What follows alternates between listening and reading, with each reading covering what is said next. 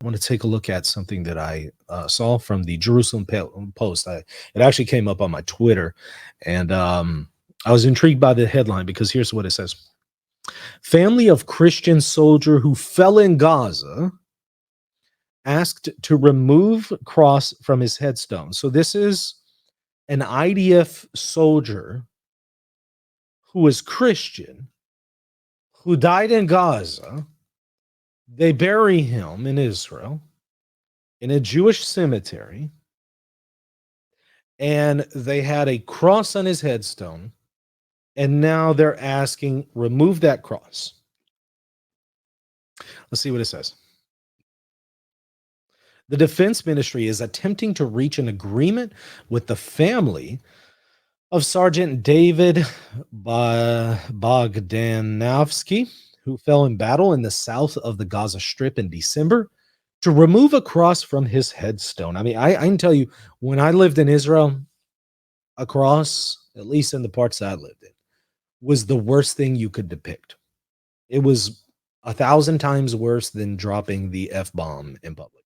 It so much so that in school, we did not have a cross for the plus symbol. Instead of a cross, the plus symbol was an upside down T. So a line, vertical line here, and a horizontal line underneath it, but it doesn't go through all the way. It doesn't actually make a cross. It's just a T upside down. Why? Because so many associate, even though they're wrong in this association, so many in Israel associate Christianity with the Holocaust and with all sorts of Jewish persecution. Now, you might say, oh, that's entirely unfair. Perhaps, but that's the reality. Okay, so it's something that a lot of people consider offensive, and I think that's probably behind some of this here. They see it as offensive. In fact, they're saying that this is something that makes the cemetery unsacred, the presence of the cross. By law, it is not permissible to place a cross on any or other religious marker on a military headstone, the military said. This is especially important in the Haifa military cemetery, where fallen Jewish soldiers are also buried. So actually, it's a military cemetery, not a Jewish cemetery per se. Military cemetery with some Jewish soldiers buried there. And it cites a ruling by the IDF chief rabbi that states the holiness of the Jewish cemetery is harmed by the cross. So, some are saying, some of these rabbis are saying, no, you can't do it. And that's the purpose behind this law here. So the ministry said it is working with the Public Committee for Soldier Memorial to reach an agreement with the family in light of requests by families whose loved ones are buried nearby, who claim that the cross hurts their feelings and their ability to pray and say the Kaddish, the morning prayer, and in light of the ruling of the IDF chief rabbi. I just have to say this.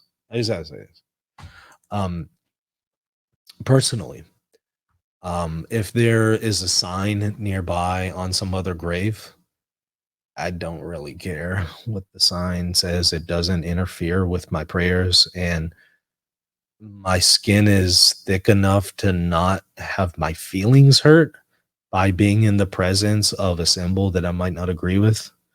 Even a symbol, if I think it's hurtful, even if I think the symbol is hateful and hurtful, I might still say, well, you know what? I'm an adult and I'm grown enough to not really be bothered by this. Just that's me personally. Evidently, some people feel differently and their feelings are hurt. So they're saying can't have that. The defense ministry mourns with the family of a fallen soldier, and will continue to accompany the family and all bereaved families. The defense ministry is working and will work sensitively with all sides, and we hope that we can reach an agreement and solution as soon as possible. Well, look, here's reality. Okay, here's reality.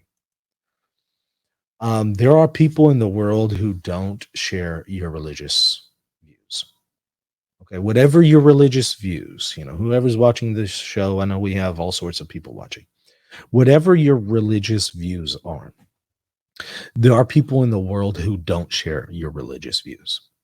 There are people in the world who might even think really bad things about you. And you might think really bad things about them.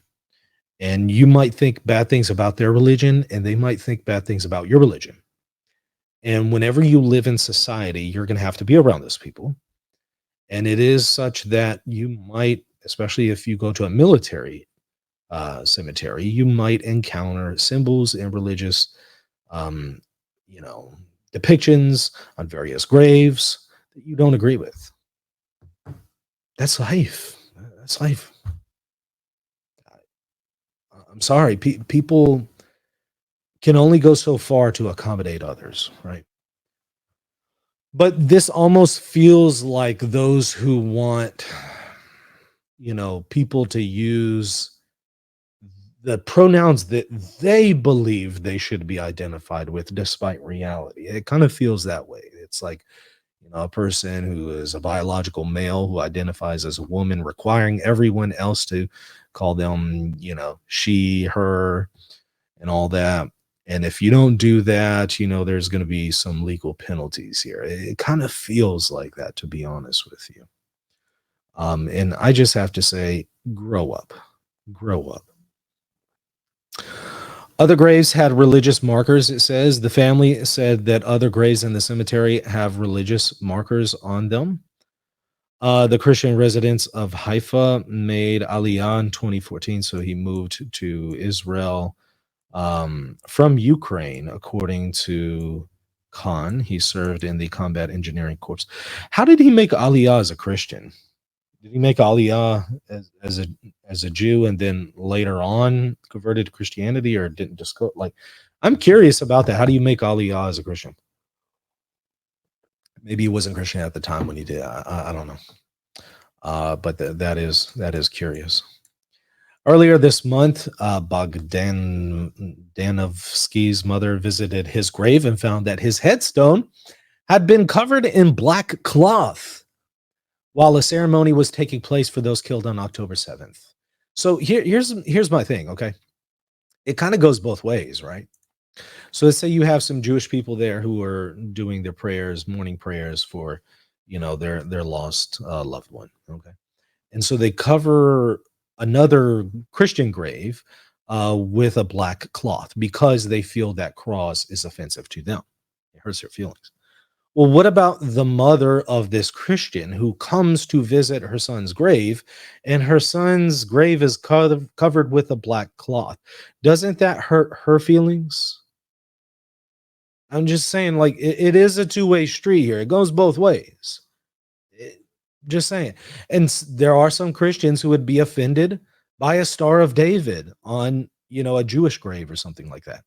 I want to tell those Christians, get a life, grow up, get some thicker skin, move on, go about your business. But there's some Christians who have hurt feelings over the presence of those things. So it's a two-way street, right? So does that mean that all the Jewish graves have to, they have to remove a Star of David or something? That's also ridiculous, right? I think that people just need to grow up. But it continues. I don't have words to describe the humiliation I felt, she said. Fair enough. I thought that my David, who gave his life to the country, who loved the country with all his heart for 9 years since his Aliyah, who joined the IDF to defend me, his family, and all of us, is no different um, than any of the other guys, and is not a second class citizen. I mean, so he died, right? He died for the state of Israel, and yet he's kind of being treated as a second class citizen. I stood there and cried with anger, frustration, and not understanding, she said. Okay, well, I do know people who are Christians in Israel who say the same thing. They feel like they're second class citizens, and they've given me a lot of examples on how they are treated as second class citizens. as citizens of Israel, but as Christians.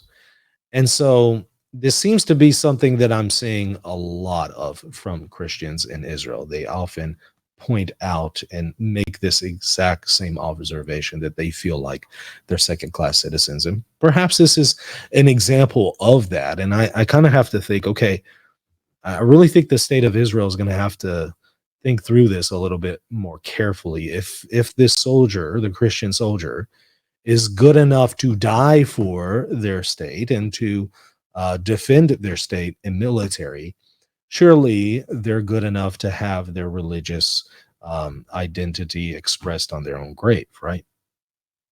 I mean, you can't just use this person as a body to die for your state, but then completely ignore their religious identity. And look, if they're good enough to fight for you, then you should at least respect their religious views, and not try to hide them. So, I just thought, wow, that's a pretty wild story. I don't know what the resolution is going to be there. Um, I honestly think at the end of the day, what's going to have to happen here is drop that law, remove that from law, and tell people, grow up. Are you kidding me? That's what needs to be said here. Move on. If somebody calls and complains, say, move on, grow up. This is the real world. You have to put your big girl panties on, or big boy underwear on, whatever the expression is. You get it. Anyways. Hopefully y'all enjoyed this show. If you did, hit that like button, hit that subscribe button. I really, really would appreciate your support of the channel. So if you have benefited from the content here, go ahead and do your part by hitting the sub button. If you want to get access to my patron-only course on the ecumenical councils to learn more about them, go to patreon.com/reason and theology, join the gold level or above, and you'll get access to them.